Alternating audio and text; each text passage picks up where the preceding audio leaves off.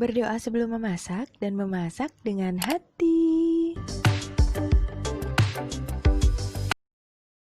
Jangan lupa subscribe ya sahabat. Assalamualaikum sahabat dapur semua, apa kabar? Semoga sahabat dan keluarga selalu dalam keadaan sehat dan sejahtera. Jumpa lagi di sini bersama dengan Wangi Pandan. Kali ini Wangi Pandan akan membagikan resep serundeng daging yang bisa awet dan tahan lama dan rasanya endes banget. Serundeng ini biasanya dijadikan lauk, terutama untuk nasi putih atau nasi kuning, dan merupakan salah satu makanan tradisional Indonesia. Cara membuatnya mudah, bahan-bahannya juga sederhana. Bahan-bahannya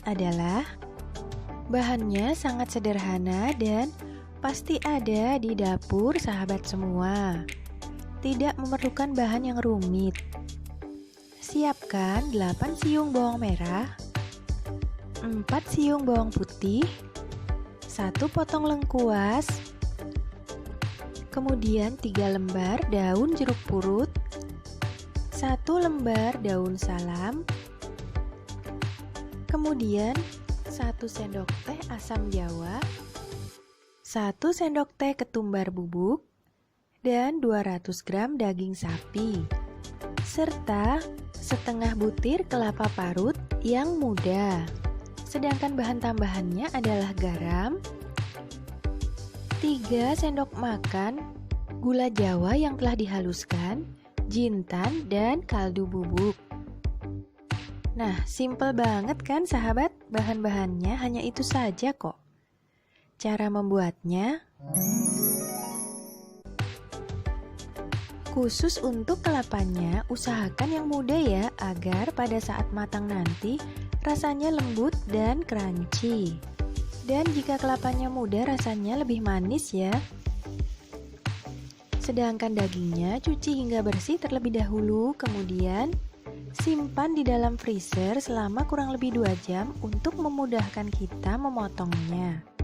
Cara memotong dagingnya harus berlawanan dengan arah seratnya. Di sini arah seratnya seperti ini, jadi kita potong di daerah sini. Jadi wajib untuk diperhatikan ya seratnya. Untuk membuat dagingnya ini mudah empuk, sebaiknya dipotong tipis-tipis saja namun melebar seperti ini.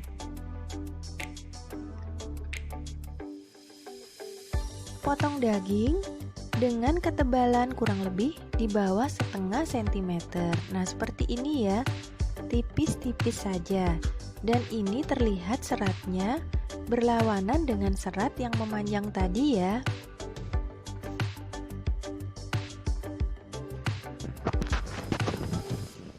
Di sini terlihat bagian dalam dagingnya masih berwarna merah segar. Sedangkan bagian luarnya terlihat agak pucat karena telah dicuci dan dimasukkan ke dalam freezer ya. Nah, seperti ini hasilnya. Kemudian asamnya kita tambahkan air sedikit. Lalu kemudian nanti kita remas-remas untuk diambil airnya. Sedangkan daun-daunannya kita sobek-sobek saja seperti ini ya. Dan daun jeruknya kita buang bagian batang tengahnya.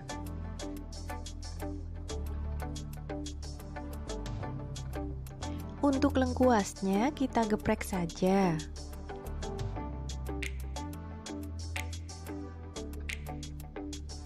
Lalu kemudian bumbu yang lain dapat kita haluskan. Bisa menggunakan blender atau menggunakan ulekan ya, sama saja. Kemudian tambahkan 1 sendok teh ketumbar dan jintan sebanyak kurang lebih setengah sendok teh. Agar aromanya ini lebih harum ya. Setelah itu tambahkan minyak goreng untuk memudahkan blendernya berputar. Kemudian blender hingga bumbunya halus. Jika sahabat menggunakan ulekan, hasilnya akan lebih enak. Karena pada saat kita mengulek itu kita hanya membutuhkan garam tanpa ditambah minyak atau bahan lain ya. Nah, setelah bumbunya halus seperti ini, siap untuk ditumis. Gunakan wajan teflon agar bagian bawahnya tidak melekat kelapanya ya. Karena biasanya kelapanya akan menempel di bagian dasar wajannya. Tambahkan sedikit minyak dan tumis bumbunya.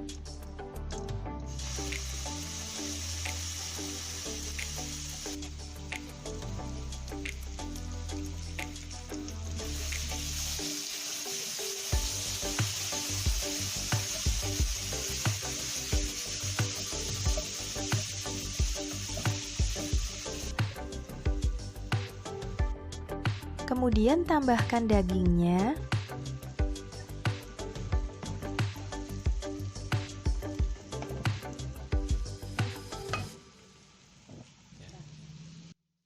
Lalu 3 sendok makan air asam jawa.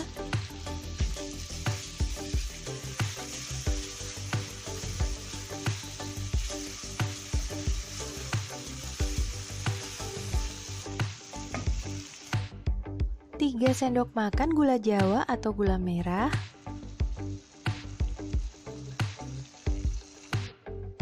Kemudian air sebanyak kurang lebih setengah gelas. Dan kemudian garam serta kaldu bubuknya. Untuk takaran garam dan kaldu bubuk ini sesuaikan saja dengan selera ya. Bisa diincipi terlebih dahulu. Setelah itu aduk-aduk rata dan tutup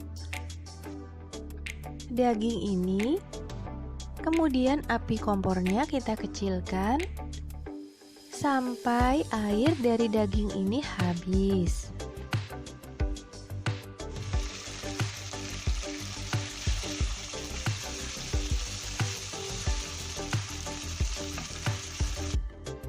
Kemudian masukkan kelapanya dan aduk-aduk terus.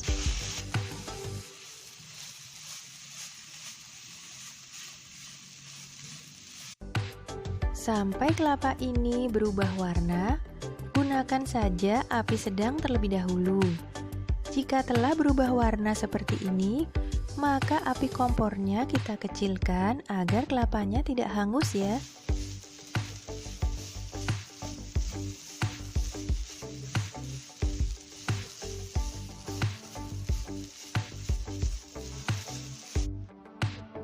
Nah, kelapanya sudah terlihat semakin coklat. Untuk membuat serundeng ini diperlukan kesabaran karena menunggu kelapa sampai berubah warna membutuhkan waktu dan harus terus diaduk-aduk seperti ini ya. Setelah kelapanya ini mulai terurai seperti ini dan terlihat crispy, dapat kita cek menggunakan sendok seperti ini. Pastikan kelapanya benar-benar crispy ya. Dapat diincipi juga. Apabila telah crispy, siap untuk diangkat. Sajikan dengan nasi hangat. Nah sahabat, jika sahabat belum subscribe, silahkan subscribe channel ini ya untuk membantu Wangi Pandan membangun channel ini. Subscribe itu gratis selama-lamanya. Terima kasih telah menyaksikan video ini. Jika ada pertanyaan, silahkan ditulis di kolom komentar di bawah ya. Pasti Wangi Pandan akan menjawabnya. Semoga resep ini bermanfaat dan sampai jumpa.